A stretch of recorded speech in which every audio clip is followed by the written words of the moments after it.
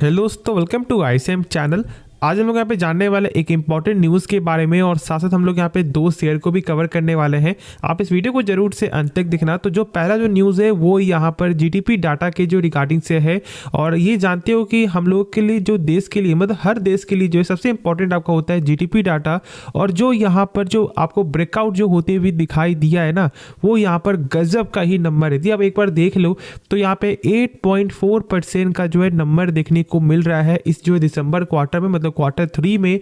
और कहीं ना कहीं ऐसा यहाँ पे अनुमान भी किया जा रहा है कि पूरे जो है आपको ईयर को लेकर के एक अच्छा ग्रोथ यहाँ पर देखने को मिल सकता है। मतलब हम लोग यहाँ वेट करेंगे मार्च क्वार्टर का, और यदि मार्च क्वार्टर में भी आपको सही नंबर देखने को मिल जाता है तो ओवरऑल यहाँ पर एक गजब का ग्रोथ देखने को मिलेगा। और देखो, यदि हम लोग यहाँ पर लिखा हुआ भी देख लेना तो जो भी यहाँ पर जो लोग आपको अनुमान कर रहे थे कि नहीं 7.3% आएगा या फिर आपको 6.9% आएगा, देखो यहाँ पे आपको एसबीआई ने तो ये बोला था कि 6.9% तक देखने को मिलेगा। लेकिन जो भी लोगों का अनुमान था वो सारा ही अनुमान यहाँ फेल हुआ है और एक गजब का नंबर यहाँ पे पेश होते भी दिखाई दे रहा है। हम लोग ये बोल सकते हैं कि यहाँ पे आने वाला जो यहाँ पे लोकसभा का जो यहाँ पे चुनाव है उससे पहले जो ये नंबर जो आते हुए दिखाई दे रहा है ना, ये एक गजब का बूस्ट यहाँ पे डालते हुए दिखाई देगा और एक गजब का नंबर भी ये आते हुए दिखाई दे रहा है। तो ये तो अपने देश के लिए सबसे अच्छा न्यूज़ है। अब चलो हम लोग यहाँ पे स्टॉक को कवर करते हैं।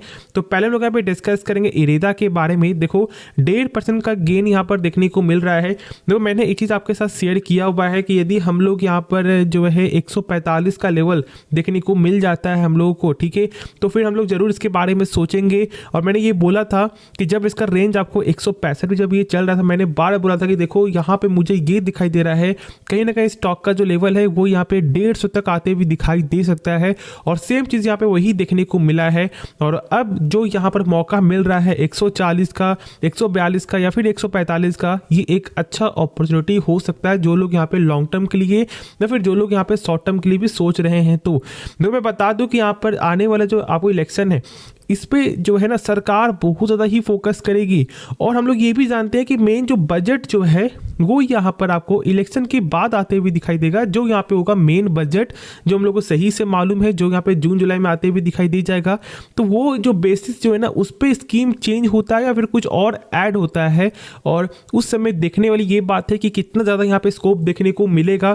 क्योंकि हम लोग यहाँ पर ये जानते हैं कि देखो अभी आपको जो रिन्यूएबल एनर्जी आपका हो गया, ठीक है, साथ साथ जो है आपको डिफेंस सेक्टर आपका हो गया, ये सब जो एक ऐसा सेक्टर है ना जहां पर सरकार बहुत ज़्यादा फोकस कर रही है। और एक और सेक्टर जो है यहाँ पर रेलवे, ठीक है। तो मैं इसलिए बोल रहा हूँ कि यदि आपके पास इन तीनों सेक्टर में से कोई भी स्टॉक है और एक अच्छे दाम पे है तो आपको पेशेंस तो यहाँ पे रखना ही चाहिए, जहाँ तक ऐसा मुझे यहाँ पे लगता है। और बाकी मैंने इसके बारे में आपको हर एक वीडियो में मैंने शेयर किया हुआ है कि क्या यहाँ पर जो है सही होते भी दिखाई दे रहा है इसका एनपीए। अब देखो यदि हम लोग यहाँ पे जब डाटा एक बार देखते हैं आज का ना, तो यहाँ पर 48% का जो डिलीवरी देखने को मिल रहा है, जो एक गजब का यहाँ पर नंबर जो निकल के आ रहा है। और जब आप यहाँ पे आफ्टर मार्केट ऑर्डर में देखोगे तो कहीं ना कहीं यहाँ पर बहुत सारे लोग, मतलब यहाँ पर कोई ऐसा बड़ा पार्टी जो है आपको ज़्यादा बाई करते हुए दिखाई दिया आज के दिन। मतलब कहीं ना कहीं पोटेंशियल यहाँ पर बाइंग साइड से थोड़ा सा यहाँ पर अच्छा निकल के आ रहा है। देखो बहुत से लोग ये आफ्टर मार्केट ऑर्डर चेक करते हैं, ऐसा कुछ नहीं होता। मैं बार बार अपने वीडियो में बोलता हूँ कि बहुत से लोग जो है इस चैनल में यहाँ पे नए देख रहे हैं, तो इसलिए ये सब लॉजिक को आप फॉलो करो। ऐसा मत समझो कि यदि ऐसा यहाँ पे हो रहा है, यदि आपके आफ्टर मार्केट ऑर्डर में बाय क्वांटिटी यहाँ पे लगा हुआ है तो कहीं ना कहीं कल भी यहाँ पे स्टॉक में तेजी आएगा, ऐसा कुछ नहीं होता। यदि ऐसे आप ये सब देख करके कोई फैसला यहाँ पे ले रहे हो सेलिंग का तो फिर या फिर बाइंग का, तो ये बहुत ही खराब तरीका में से एक है। देखो नंबर हम लोग ये जानते हैं कि कैसा नंबर देखने को मिला है, ठीक है, ग्रोथ देखने को मिला है। और साथ साथ जो यहाँ पे एनपीए वो भी यहाँ पे कंट्रोल होते हुए दिखाई दे। तो ऐसे नंबर के बल पे ना ये लॉन्ग टर्म में भी आगे बढ़ते हुए दिखाई देगा यदि इसका एनपीए कम होते हुए दिखाई देगा। तो इसलिए यदि आपको यहाँ पे रिन्यूएबल एनर्जी के रिगार्डिंग से कुछ भी लॉन्ग टर्म में ग्रोथ देखने को मिलता है, मतलब आपको दिखाई दे रहा है, तो आपको जरूर से यहाँ पर होल्ड करना चाहिए। और आपको हर एक गिरावट में थोड़ा थोड़ा यहाँ पे ऐड ऑन करना चाहिए।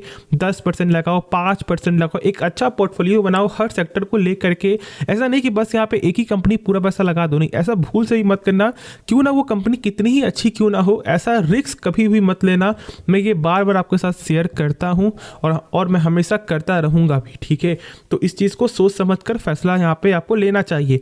अब यदि हम लोग यहाँ पे जब नेक्स्ट शेयर के बारे में जो आपको डिस्कस करें, मतलब टाटा मोटर्स के बारे में, देखो टाटा मोटर्स में जो लेवल है वो यहाँ पर आपको लगातार जो मेरा टारगेट है वो यहाँ पर अचीव होते हुए दिखाई दिया है। मैंने आज से नहीं, मैंने हर एक पॉइंट से मैंने शेयर किया है, जो लोग आपके साथ शेयर भी करेंगे। लेकिन यदि यहाँ पे हम लोग आज का कुछ बेसिक न्यूज़ देखें तो यहाँ पर जो है आपको CLSA की तरफ से डाउनग्रेड का रेटिंग दिखने को मिल रहा है।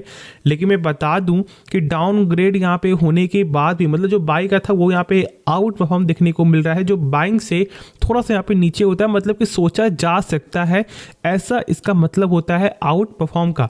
लेकिन उनका जो यहाँ पे आपको टारगेट प्राइस है वो अभी भी इस प्राइस के हिसाब से 11% ऊपर का प्राइस है, ऐसा यहाँ पे लिखा हुआ भी दिखाई दे रहा है हम लोगों को।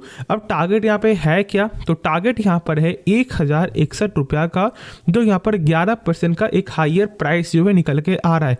देखो अब लोग यहाँ पे क्या करेंगे ना, इस टारगेट को देख करके स्टॉक को बाई करेंगे, ऐसा नहीं करना है। पहले कंपनी के बारे में समझना है। और मैंने आपको जो है ना 1000 क्या, मैंने हर एक लेवल मैंने शेयर किया है। यदि हम लोग यहाँ पर एक बार देख ले टेक्निकल ना, तो आप देख सकते हो।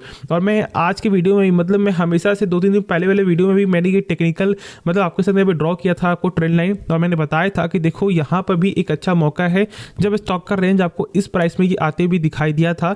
और यहाँ से भी देखोगे तो एक अच्छा जो है गेन देखने को मिलेगा जो लोग यहाँ पे शॉर्ट टर्म के लिए थे उस समय। अब देखो यदि हम लोग यहाँ पर देखें ना तो 800 के रेंज में मैंने शेयर किया, फिर देखें हम लोग 720 के रेंज में मैंने शेयर किया, उसके बाद फिर मैंने शेयर किया आपको ऑलमोस्ट 635-640 के रेंज में, फिर 531। लेकिन ठीक है चलो, अब ये सब लेवल तो यहाँ पे हो चुका है, जो होना था वो यहाँ पे हो चुका है। अब यहाँ पे क्या करना चाहिए, तो मेरे हिसाब से जो यहाँ पे टेक्निकल जो आपको दिखाई दे रहा है वो यहाँ पे ये है कि यदि फिर से जो स्टॉक आपको 940 के रेंज में आते हुए दिखाई दे जाए तो इसके बारे में सोचा जा सकता है बाइंग साइड के लिए, क्योंकि यहाँ पर जो है ना एक देखो एक अच्छा सपोर्ट यहाँ बन रहा है। लेकिन यदि ये ट्रेंड लाइन जो है सपोर्ट यदि ये ब्रेकडाउन करते हुए दिखाई देगा तो फिर कहीं ना कहीं जो स्टॉक का जो लेवल है वो यहाँ पे 940 से 900 तक भी आते हुए दिखाई दे सकता है। तो इस चीज़ को समझना यदि आप टेक्निकल से जा रहे हो तो। बाकी लॉन्ग टर्म के लिए कंपनी का फंडामेंटल यहाँ पे स्ट्रांग हो रहा है, मतलब जो पहले लॉस करती थी वो अब यहाँ पे प्रॉफिट कर रही है। और जैसे जैसे यहाँ पे प्रॉफिट बढ़ते हुए दिखाई देगा आपको सेम आपको वैसे वैसे यहाँ पे कंपनी का फंडामेंटल स्ट्रांग होते हुए दिखाई देगा।